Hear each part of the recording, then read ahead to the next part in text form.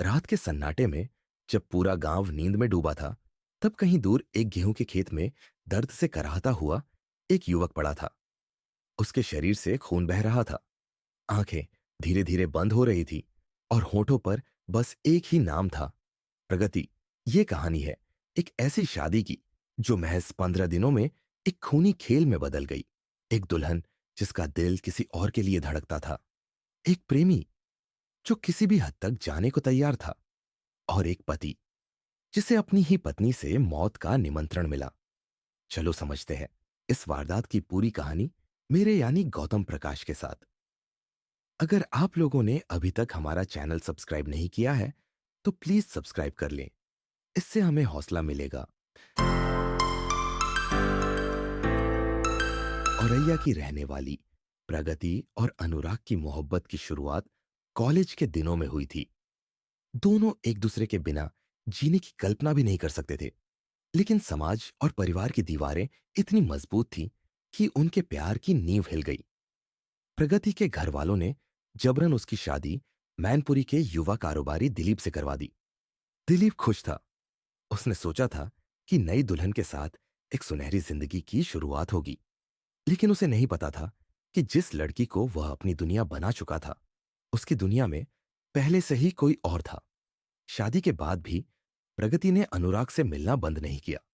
उनके बीच प्यार अब जुनून में बदल चुका था, एक खतरनाक जुनून। प्रगति किसी भी हाल में दिलीप को रास्ते से हटाना चाहती थी। अनुराग भी इसके लिए तैयार था। लेकिन एक सवाल था, कैसे? हल निकालने के लिए अनुराग ने अपने दोस्त रामजी नागर को शामिल किया, जो पहले भी कई अपराध कर चुका था।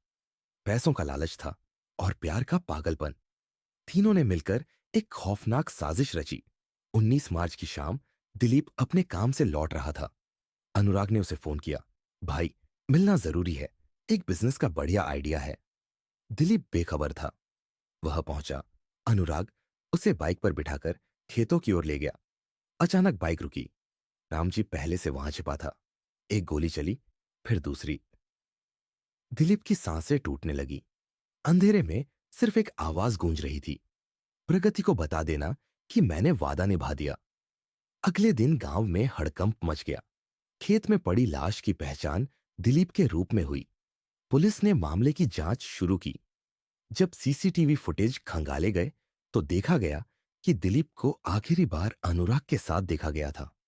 पुलिस ने प्रगति और अनुराग को हिरासत में लिया। पहले तो दोनों ने झूठ बोला, लेकिन जब सख्ती से पूछताछ हुई, तो सारी सच्चाई सामने आ गई। प्रगति ने सिर झुकाए, आंखों में आंसू लिए कबूल किया, हाँ, मैंने अपने प्यार के लिए अपने पति की हत्या करवाई। अब तीनों आरोपी सलाखों के पीछे है। लेकिन एक सवाल हमेशा बना रहेगा, क्या सच्चा प्यार वही होता है जो किसी की जान ले ले? और इस तरह कातिल दुल्हन की खूबसूरत शादी की कहानी एक खूनी अंत में बदल गई।